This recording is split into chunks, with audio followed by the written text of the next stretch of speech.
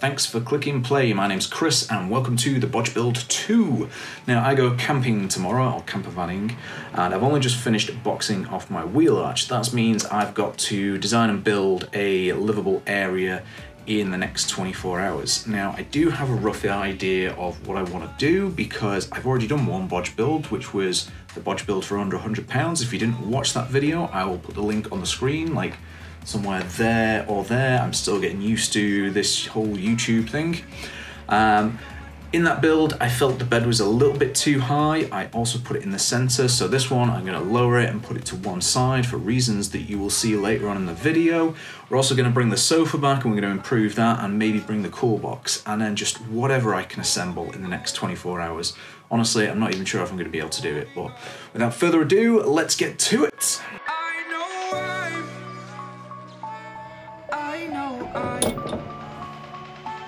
Holding on to this, holding on, don't let me repeat it.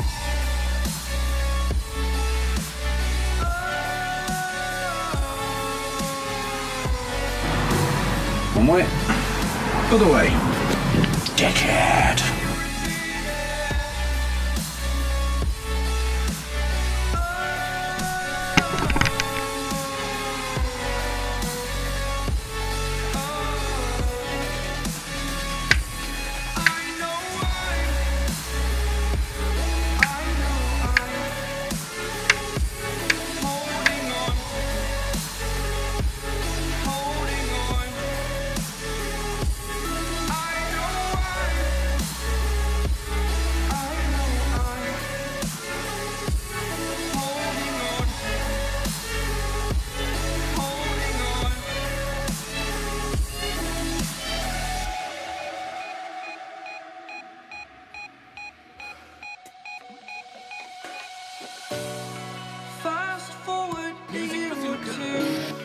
Friends have changed, but so can you. I'm a wizard, Harry. It's on the table. So can you. Take into account. Thought too long about the mistakes. While I resent, I learn to hate. So it's a few weeks ago that I went camping now, and even though I have been in the van, I haven't been in the back of the van since camping, and it is an absolute mess. So it's given me inspiration to finish a few more things before I end this video. So one thing I've got to improve is this mattress keeps sliding off. So I'm gonna put a piece of wood like there to hold it on. I still want it to look kind of neat, so I'm gonna sand it and everything. But the lip just doesn't look big enough there, so I might have to like stick it up like that, but then is it going long enough? I don't know, quite a few little things I've got to figure out, but I'll do a time lapse and get to it. Holding on, don't let me repeat it.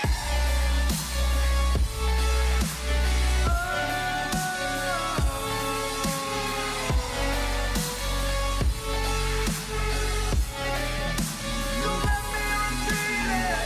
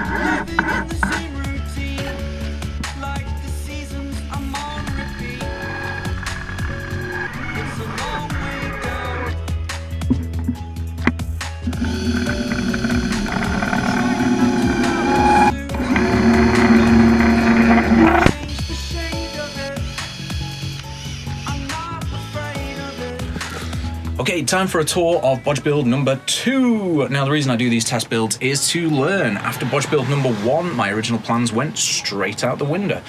I've learned there's loads of stuff that I need to put in my final plan that I wasn't even thinking about. Now, I can afford to do this, and I don't mean cost, I mean actual time. I've got the time to work on this project because I've got no deadline. I've seen some people have to try get them done in a month. That's not me. I've had this van about 4 months and we're only about 20% of the way through. So I can test these builds, go out camping, see what I need, take them down, rebuild them. And it's helping me get a real clear picture of what my final design is going to look like. So I'll give you a quick tour of what I've upgraded from Bodge build number 2 and things I need to fix before I might go on my next camping expedition. All right, so first we're going to talk about these that I just finished. Now, these weren't part of my Bodge build for when I went away camping, but I desperately needed them. So I found when I'm driving around, the mattress is just sliding off and falling all over the place. So I've added these things on.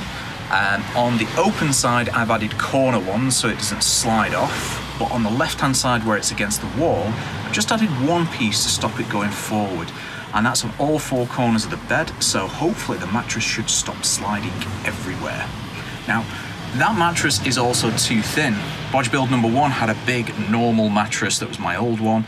That was too big and heavy, so I've gone for a memory foam one that's quite small, but I need to just add an extra layer. It just wasn't quite good enough. So before I go away again, I've got a spare futon mattress that I think is going to go underneath it, and that should make it perfect. Okay, so that brings us to the bed design. Now, I've gone for a similar build structure as last time, which is wooden frame either end with beams in the middle and slats covering it so there's air getting to it and they're a bit flexible. What I've done this time is I've made a frame on the right and then I've attached it directly to the wall on the left. So it's been pretty interesting. I wasn't sure if it was going to work, but I used the original screw threads from the chairs, bolted them into the wall, and it seems fine. I did have to add a support on at the other end because it was flexing just a little bit, but apart from that, it's been perfect. Now, one of the reasons I changed my design, last time we had the tall bed and that was so the bikes could go straight underneath, but I just felt that it closed off the living area a bit. Like, the van felt very dark because you had this tall bed blocking out all the light. With the lower bed, it feels a lot more open. The bed is just at the bottom of all the windows, so more light's coming in. It just feels a bit more spacious and feels nicer to be inside. You can also sit on the end of the bed, so if you've got a few people in here just chilling out at night, there's a lot more room to sit down, be a bit more open, be a bit more sociable. Now, I've also moved this bed to the left-hand side for something that you might have spotted earlier, and that is factor in my bike space. I bought a van. One thing I don't want to do is fully disassemble my bike to get it in and out of a long wheelbase van. It just doesn't make sense for me. I've bought a van so that I can put my bike in with minimal disassembly required. So here's my theory with the bike design. Now, moving my bed over to the left means I've got a bit of space here. Now, the front bit of space was going to be the toilet, which means I would have had to cut into the bed slightly. And then I'd have a second bit of space from the back door to be able to slide my bike in without removing pedals, wheels, or anything. Now, obviously it wasn't long enough, so I was thinking that if I had some rails diagonally, the wheel could go straight to the top of the van, and diagonally you will get a bit more room. Now, it's not turned out that way. I can't feed the bike in from the back. The pedals are just too wide as you try to shimmy it in. So I'm gonna measure that out, and instead of taking a small corner out of the front for my bathroom area, I might just trim the entire bed by about 3 inches. That may open up enough room for me to get a full bike without taking anything off at all in on the side of my van.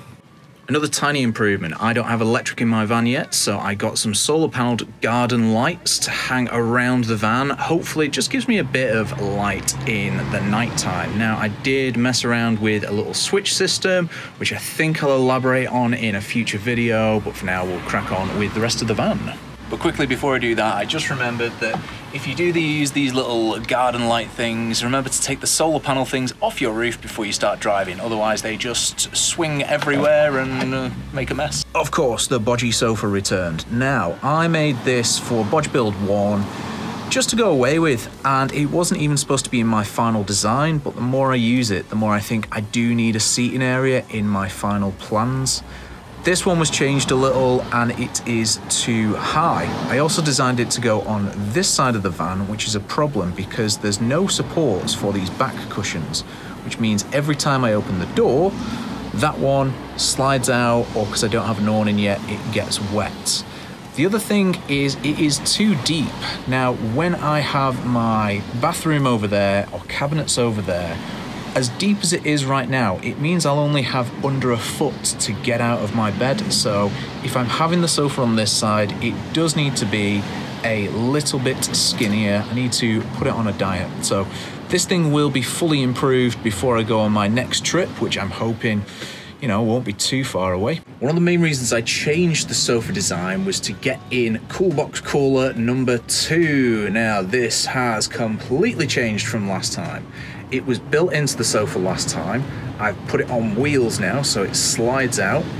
It's made of crates, so it is a bit heftier. But the reason I did that is so that when it slides out, it can be used as a stool. So this is another feature that I did for Bodge Build 1, just because I don't have a fridge, but it works so well that it might get incorporated into my main design, especially if it's got wheels on it and it can move around like a stool. Again, I put stuff in it on Thursday and there was still ice in the cool box that was inside this by Monday. It works really, really well, but it does need a lot of improvements. Now, first of all, it definitely needs a handle. Like, having to flick that up every time is not good. Now, second of all, there is a bit of a weird damp smell on the inside.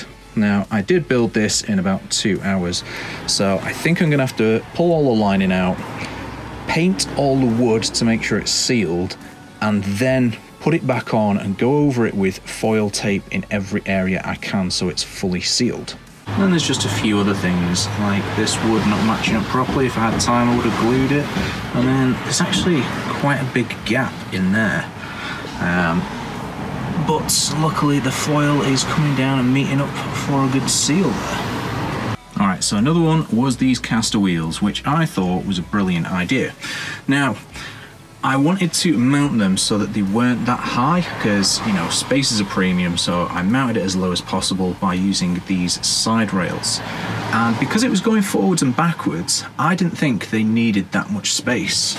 But I didn't consider the fact that when it goes one way, it rolls like that, and then as soon as you change direction, it will whip round to roll the other way.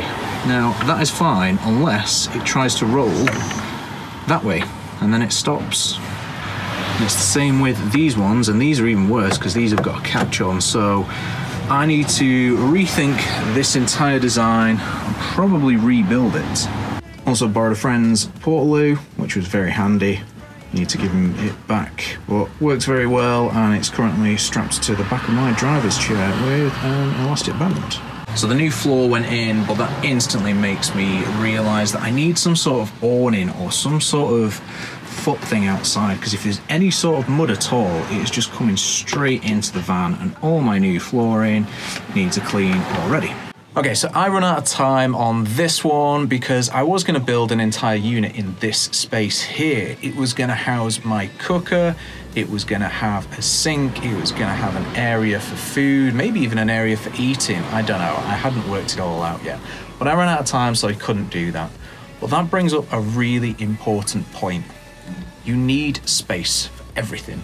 And what I mean by that is every little item that comes with you on your trips needs a place to live. So your wellies, your umbrella, your camping chair, all these things that are going to come with you on every trip need a place to stay. Your cutlery, your knives and forks, any tools you're bringing, any spares. I've got a bag of spares that go in any vehicle I have, and it needs somewhere to live.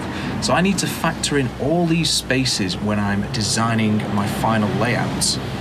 Now, there's only one more thing I think I will improve on test number 3, and that is this. After finishing my floor and sealing all the holes, I thought it'd be quite quiet when I got to the motorway, but then I noticed this. If you can just see at the bottom of the door, there is a massive gap there.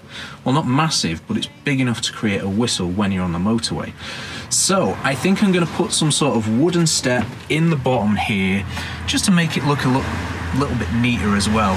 But the problem is that space runs the whole length of the door, so I'm going to have to put something all the way down just to cut out that last little bit of noise. Okay, summary time. Now, this won't be a massive summary because, as you just watched, I summarized a lot of that build anyway.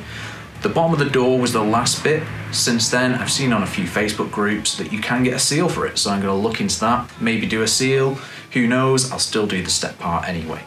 The bike section, I've also narrowed my bed to see if the bike will go in, and it still won't fit in without the pedals on. I'm not taking the pedals off just to get my bike in. It's a faff, especially if you're on a cold, muddy ride. You don't want to be whipping pedals off just to get your bike in. So, I may have to revisit the tall bed design. I may have to come up with some other solution. I'm still considering my options, but that's the fun part about doing this, just redesigning and solving problems. Now, this last point is mainly for me. I need to get better at doing these videos. I think I said that in a previous video, but on this one, I went camping in October, did the modifications in November, and it's now December, and I'm only just finishing the edit. Now, I'm trying to film every stage of the build so that once I'm done, I can look back on it. But since starting this video, I have tried to get my basement ready for the roof rack. But in doing so, I realized I needed to rebuild my entire basement, and I was trying to make a film on that. I needed to redo my computer desk, and I tried doing a video on that. I needed to finish my console and move it upstairs. I tried to do a video on that, and it just got too much, and it delayed everything. So I've scratched them for videos, and I've tried to get all my projects done. And once this is done, every video will just be film one thing at a time, edit it, get it out, and move on to the next. Hopefully that will speed things up for the future. So, that being said, this is the end of this video. My roof rack is downstairs in my newly laid out basement, ready to be painted and fixed. So hopefully that's the next video, and hopefully it will be out soon. Bye!